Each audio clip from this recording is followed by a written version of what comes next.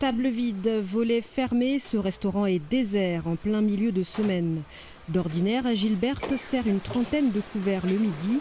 Mais la gérante a fermé son restaurant pour la journée en raison du décret gouvernemental déclarant ce mercredi 23 avril exceptionnellement chômé et payé sur tout le territoire malgache. Aujourd'hui, Madagascar reçoit le président français. C'est pour ça que c'est un jour férié. Mes clients sont des étudiants et des employés de bureau. Et comme ils ne travaillent pas aujourd'hui, ce serait une perte pour moi si je devais ouvrir alors qu'il n'y a personne qui viendra manger. À l'image du restaurant de Gilberte, de nombreux bureaux et magasins ont baissé le rideau aujourd'hui. Mais certains ont choisi de rester ouverts. Dans ce salon de coiffure, la gérante ne peut pas se permettre de sacrifier une journée de recettes avec 3 salaires à payer.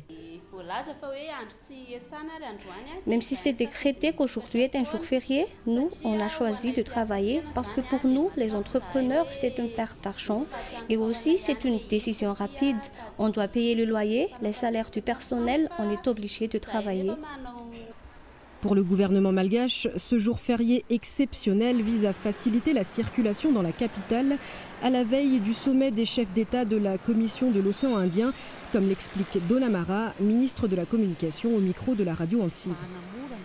C'est pour faciliter la circulation et pour que tout le monde puisse se préparer pour le sommet.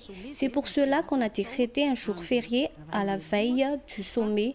C'est important de préciser que le sommet aura un impact sur le secteur privé et les échanges commerciaux. Mais cette mesure fait bondir l'opposition. Elia Rabevaïn, président du parti Utskaf, dénonce un blocage de l'économie entière d'un pays pour une seule journée dans le but de donner une image de façade de Madagascar.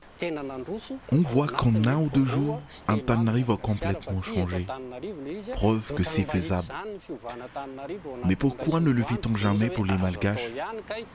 Il faut que ce soit pour des visiteurs étrangers, pour que soudain, tout le monde s'active et qu'on dépense sans compter pour les accueillir. Et puis, une autre question se pose.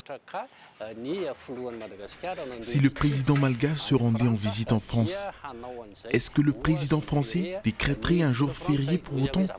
Voyons, c'est impensable. Depuis l'indépendance de la Grande Île, c'est la première fois qu'un jour férié a été décrété pour la visite d'un chef d'État étranger et la tenue d'un sommet international.